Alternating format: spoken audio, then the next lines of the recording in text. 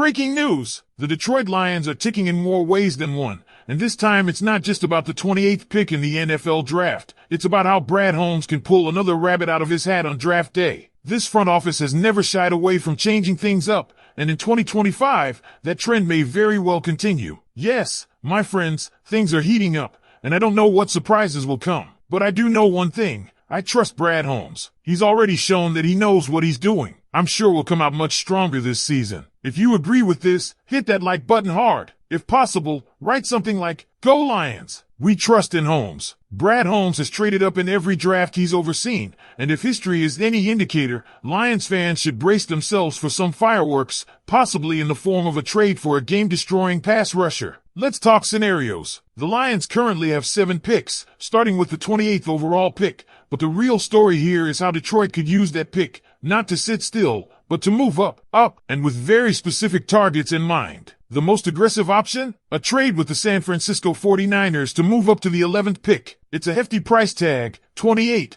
a third-round pick in next year's first, but the potential payoff is monumental. Such a trade would be aimed squarely at getting Michael Williams out of Georgia. If the Lions want a premium edge threat opposite Aidan Hutchinson, this is the bold swing. Williams would instantly upgrade an already dangerous defensive front, making the Lions' pass rush one of the most feared in the NFC. It's a costly move, yes, but one that reflects a front office not just playing to contend, but playing to win now. And let's not underestimate the logic. That future first-rounder, if the Lions play up to expectations, it's a late pick anyway. Trading it for a top-tier defensive talent in a position of need? That's value. That's Holmes doing what Holmes does best, identifying elite fits and doing whatever it takes to bring them to Detroit. We're talking about a defense that's already revamped in the secondary, has a solid linebacking core, and just needs that one more elite piece up front to become truly dominant. But maybe Detroit doesn't want to pay that heavy of a price. Maybe there's a more surgical approach. Enter scenarios 2 and 3, smaller trades, more controlled risks. In one move, Detroit could partner with the Houston Texans to jump up just 3 spots to 25. The cost? Pick 28, a 6th rounder, and a late 7th. The target? James Pierce out of Tennessee. A leader 6 feet 5 inches, 245-pound edge rusher. He's not the typical big body type Detroit often drafts,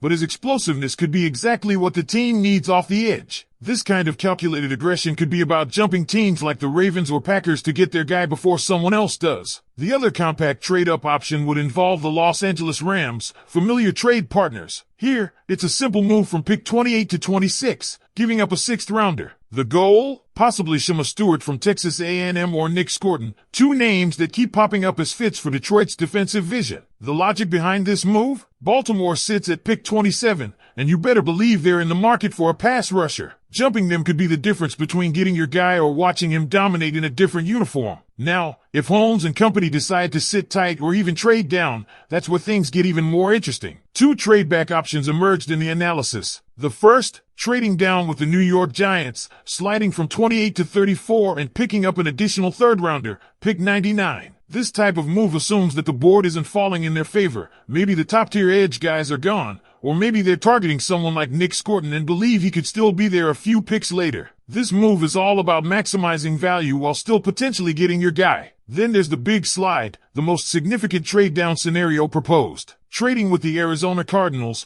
Detroit would move all the way from 28 to 47, but in return, they'd pick up a 3rd rounder, 78, and a 5th, 152. That's a move about depth, about building a foundation, and perhaps targeting a pass rusher like Jack Sawyer if he's still on the board. It's risky, especially if you're passing up on immediate impact players, but Holmes has never been afraid to take the unconventional path. And sometimes, the smartest move is knowing when to walk away from a board that's not falling your way. All these scenarios share one thing in common. They highlight a front office that is calculated, aggressive, and unafraid to make bold moves. Whether it's going all in on a premium pass rusher or playing the board to pick up extra assets, Detroit is approaching this draft like a team that knows it's on the verge. The Lions aren't trying to climb the mountain anymore. They're looking to plant the flag. So now it's on you, Lions fans. What do you think? Should Brad Holmes go all in and chase a star like Michael Williams? Or should he be patient, play the value game, and maybe even slide back for more picks? Drop your thoughts in the comments. Would you rather see them trade up, stay put, or trade down? Let's hear it. And if you're still not sure which route you're leaning toward, let's break it down a little further,